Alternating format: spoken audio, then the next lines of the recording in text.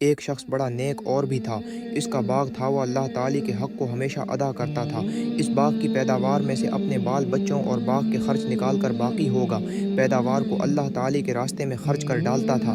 اس لیے اللہ تعالی نے اس کے مال میں بڑی برکت دے رکھی تھی۔ اس کے انتقال کے بعد جب اس باغ کی وارث اس کی اولاد ہوئی تو باپ کے اس خرچ کا حساب کیا تو بہت ٹھہرا۔ ان لوگوں نے آپس میں مشورہ کر کے یہ طے کیا کہ حقیقت میں ہمارا باپ بڑا ہی بے وقوف اور نادان تھا، جو اتنی بڑی رقم مفت خوروں، غریبوں اور مسکینوں کو بلا وجہ دے دیا کرتا تھا۔ لہٰذا ہم ان غریبوں کے حق کو روکیں اور ان کو کچھ نہ دیں تو ہمارے پاس بہت مال جمع ہو جائے گا اور ہم سب مالدار ہو جائیں گے۔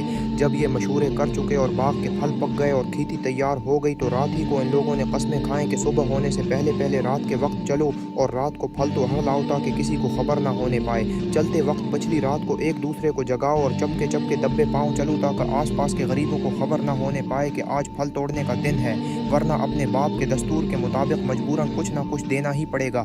یہ سب منصوبے بنا کر کانا پھوسی کرتے ہوئے باغ کی طرف چلے۔ ادھر ان کے پہنچے سے پہلے ہی اس باغ پر خدا کا عذاب آیا اور آگ نے جلا کر خاکستر کر دیا۔ نہ وہاں کوئی درخت رہا اور نہ سرسبز لہلاتی کھیتیاں رہیں اور نہ پھل پھول رہے سوائے راکھ کے جلتے جلتے ڈھیروں کے سوا کچھ بھی نہ تھا۔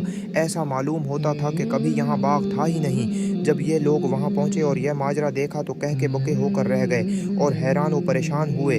پھر آپس میں کہنے لگے کہ ہم راستہ بھول گئے۔ پھر نشانات وغیرہ دیکھ کر سمجھ گئے اور کہنے لگے کہ ہماری بد نیتی اور بخیلی کے سبب یہ برباد کن اور برے نتائج نکلے ہیں۔ اپنی غلطی کا اعتراف کرتے ہیں اور ایک دوسرے کو ملامت کرتے ہیں۔